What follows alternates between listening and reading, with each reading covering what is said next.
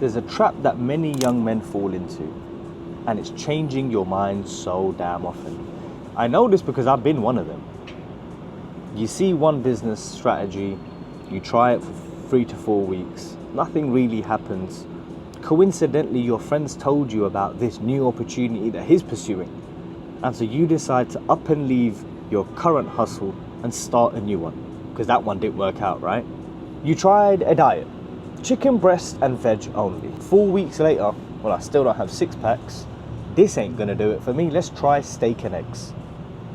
You've fallen into this trap, this endless cycle of not being able to stick to one thing.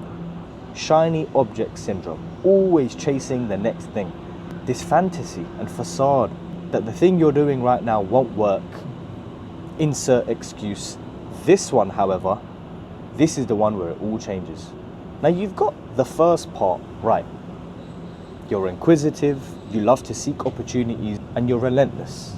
You're always searching, you're always trying to do better, and you have belief that the next one will work out. Now, I'm saying use every single one of them qualities, but apply it to your current situation. Use that same tenacity and ruthlessness.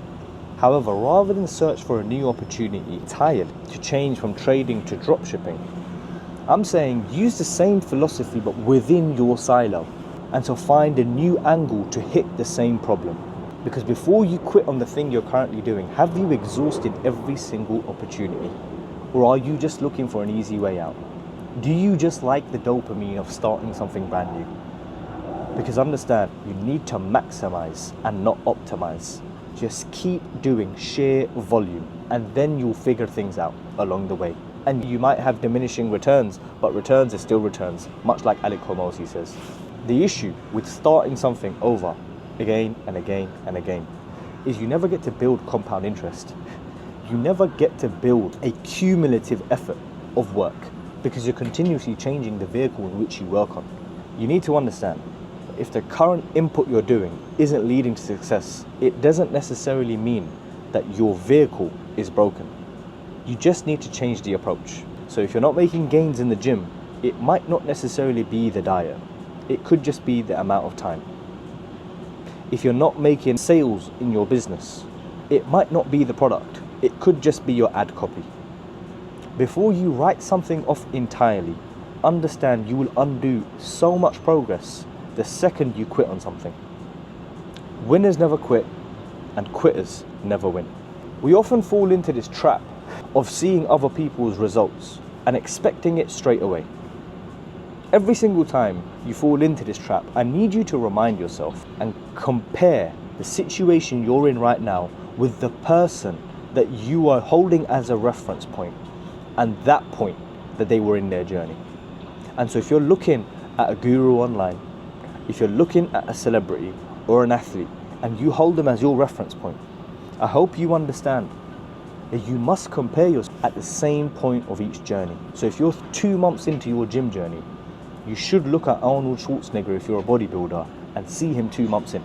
If you're a businessman, you need to look at Lord Alan Sugar when he was 2 months in. Elon Musk when he was 2 months in.